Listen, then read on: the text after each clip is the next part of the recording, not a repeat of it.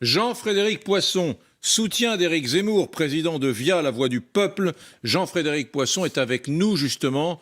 Bonsoir, merci d'être avec nous. Oui, on a le sentiment qu'il n'élargit pas son public, Éric Zemmour, depuis quelques jours. Hein.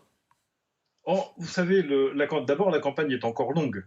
Elle vient de démarrer, en réalité, puisque nous n'avons pas encore tout à fait la composition officielle du plateau, complète en tout cas, au moment où nous parlons, puisque nous attendons encore la confirmation de la candidature du chef de l'État sortant. On l'a, le paysage. Premier élément. Deuxième élément, il me semble que, je suis désolé de devoir contredire M. Pilac, je salue au passage, mais il me semble au contraire que petit à petit, Éric Zemmour présente ses thèmes de campagne différents au cours de ces différentes réunions publiques. J'étais à Châteaudun il y a une dizaine de jours, il a parlé de la ruralité, il a parlé d'éducation à Saint-Quentin dans l'Aisne la semaine dernière, et vous voyez que petit à petit, les choses s'égrènent.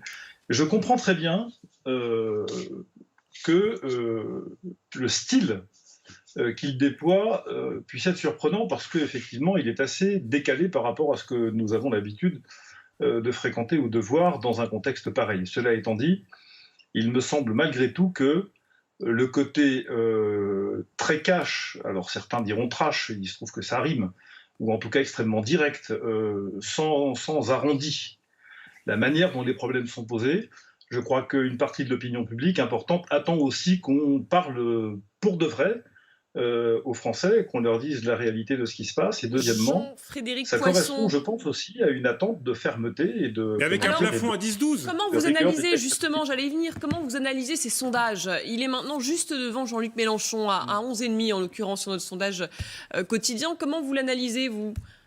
Il y a un autre sondage qui est sorti hier ou ce matin, je crois, qui le donne à 14 devant Valérie Pécresse. Vous voyez, donc je crois que finalement tout ça c'est n'importe quoi. Il est en très bonne position. Sa campagne marche très bien. L'art des sondages, comme l'art de la prévision, est un art extrêmement difficile. Vous savez, donc je me garderais bien de dire que les sondeurs ne font pas leur métier. Je crois qu'ils regardent une réalité qui est peut-être un peu atténuée. Et je rejoins ce que disait Guillaume Roquette tout à l'heure. Il n'est pas exclu qu'il y ait une sous-déclaration parce que pour des questions de style, un certain nombre de personnes considèrent qu'ils le soutiennent, mais qu'il est difficile à défendre dans les dîners en ville. Mais vous connaissez la citation, vous êtes fin lettré, le style fait l'homme. Oui. Et franchement, à cette heure-là, en plus vous faites jamais de langue de bois, franchement, il y a des membres de l'équipe ils en ont marre des polémiques. Ils en ont marre de ces polémiques. Ils viennent sur les plateaux et plutôt que de parler du fond et des propositions dont vous avez parlé, c'est que de la défense de souvent, notamment sur la situation du handicap, ce qui paraît comme indéfendable. Ils en ont marre, non ? Oui, d'ailleurs, c'est ce que je suis en train de faire. C'est pour vous dire si je comprends très bien ce que vous dites. Vous préfériez parler d'autre chose.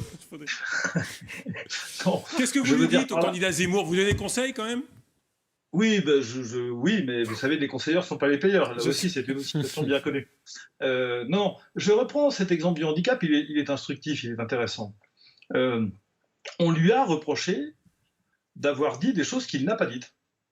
La réalité matérielle de sa déclaration sur la question du handicap, ça n'est pas ce qui lui a été reproché. Et donc, il y a aussi quelque chose qui est assez... mais ça fait partie du jeu, d'une certaine manière, les campagnes électorales sont faites de ça aussi. On va chercher parce que il doit quand même en gêner un ou deux, enfin pardonnez-moi, mais il y a une espèce de trublion qui rentre là-dedans, venant de nulle part et en bouleversant un peu l'ordre établi, en fiant tous les pronostics. Évidemment qu'il faut lui faire la peau. Donc on cherche à peu près tout ce qui est possible pour lui nuire, même en exagérant, même en déformant ses propos. Mais d'une certaine manière, la règle du jeu de la campagne électorale, c'est aussi celle-là, malheureusement. Cela étant dit, je reviens sur ce que j'évoquais tout à l'heure. Il n'a pas... quand il dit ce qu'il dit sur l'obsession de l'inclusion, sur le handicap, il y a quelques jours, il ne veut pas faire de polémique. Il dit ce qu'il pense. Il n'y a pas chez lui, quand il prononce cette phrase, d'intention de provoquer.